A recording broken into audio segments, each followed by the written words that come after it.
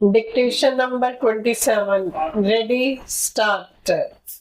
Sir, the central government has implemented its assurance with regard to the central universities. With regard to the state universities, they have shifted their position. Previously, the position was that the state government had undertaken to implement the same scales of pay, and the central government was supposed to undertake the responsibility of financing it to the extent of 80% of the additional cost up to a period of 5 years. That was the position. Surprisingly enough, later the government altered its decision and went back on the solemn assurance given in Parliament.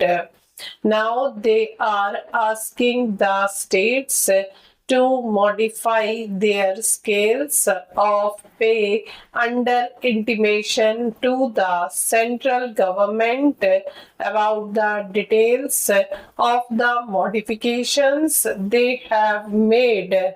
They have also made it clear that it must not be more than what the central government decided. As regards this stand of the central government, there is great discontent, understandably so, amongst the teachers, colleges, and universities. What the teachers want is the clear-cut implementation of the assurance of the government with respect to the universities and college teachers in the states. But this is not being done. As a result, more than a lakh of college and university teachers will be denied benefit. Not only that, the whole thing has been again put in the melting pot insofar as the university and college teachers in the states are concerned. The question of central universities is a different matter, and I am not talking about it now. This is entirely just unjustifiable and has created very great complication. I may tell you that the teachers had come here in the past and had met the Prime Minister and the Education Minister in connection with their agitation all over the country, and after lot of discussions and negotiations, the scales of pay were decided upon and an announcement made in the Lok Sabha. A clear assurance was given to all concerned, supported, I believe, by the Prime Minister, that the central government revised scales of pay would apply to the central and state university and college teachers alike. This was very clear.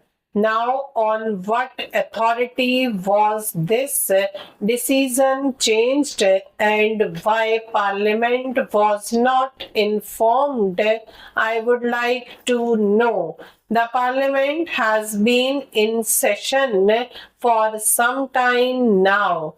Has the minister informed the Lok Sabha that they have modified the decision conveyed in his statement of 29th March to the Lok Sabha? That is not the way to treat your teachers. You discuss with them, come to an understanding, at least come to certain conclusions and announce them in this house. I have got a copy of the letter sent to many people. This has been changed, which is entirely wrong. Therefore, quite apart from the propriety of it, I demand that what was assured must be implemented. The demands of the teachers are long outstanding and are genuine. So I request you to implement the assurance which the minister has given to them. Stop.